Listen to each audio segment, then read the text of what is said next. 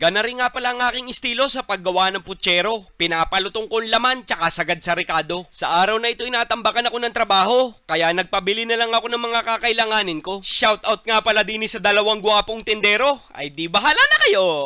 Are naman ay sinugbi, binibidyohan ni Alpanghe. Dini na uli ako dadali sa Dos Bastardos. Ipagluluto ko sila ng crew meal, staff meal o employees meal, kahit anong tawag mo dyan.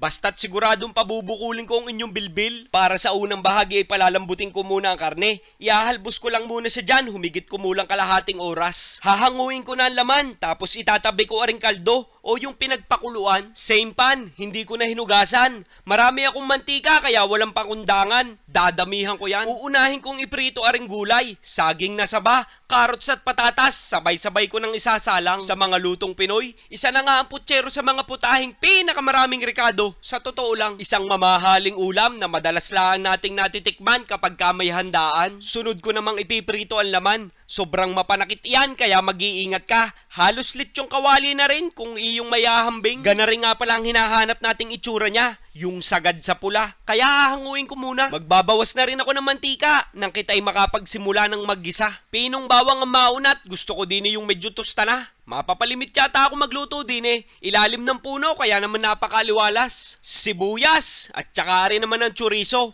Malaking bagay yan. Ibang klase ang lasa at bango ang binibigay niyan sa putsero. Hotdog, kaunti laang at ika nga na may burloloy laang. Kaunting gisa-gisa pa at gagawa na ako ng pangmalakasang sarsa. Sisimulan ko sa maliit na tomato sauce para kumulo na. Pineapple juice, aring isang latay maapapalahat na. Siyempre, hindi magiging kumpleto ang iyong putsero kung walang pork and mince. Maglalagay na rin ako ng bahagyang toyo para na rin sa kaunting kulay. Suka na rin para may kontraumay. Brown sugar, dahil medyo manamis-namis ang kailangan maging lasa niya. Diga? Are naman ay aasnan ko na lang at saka paminta. O siya, larga! Wag daw agad hahaluin pag bagong lagay ang suka. Ang lahaw!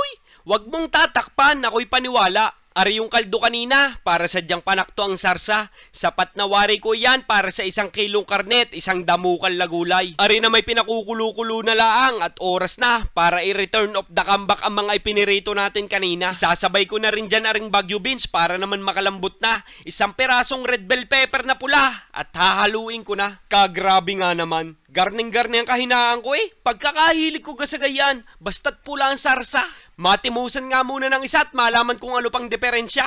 Ay ewan ko naman. Mapapangiti ka na lang sadya kahit walang dahilan. Dadako naman tayo sa huling bahagi. Ilalagay ko na yung mga natitirang gulay. Repolyo at petchay. Overdose naman sadya Wing, ganda ng kulay. Ika na naman ang aking kapitbahay ay sobra na naman sa gulay. Baka naman tayo hindi na mamatay. Luko. Hot sauce para may nakurot-kurot sa dila, iwas umay na din nga. Ay ikaw gapis yan, kailan ka huling nakapangain ng putserong Batangas? Iba't ibang bayan magkakaibang putsero, base sa obserbasyon ko. Ay siya paano? Ipatatakal ko na rin kay Tita Berts at nang sadyang magkaalaman My goodness, ari ang mga sinasabing aanay pa. Ay ina!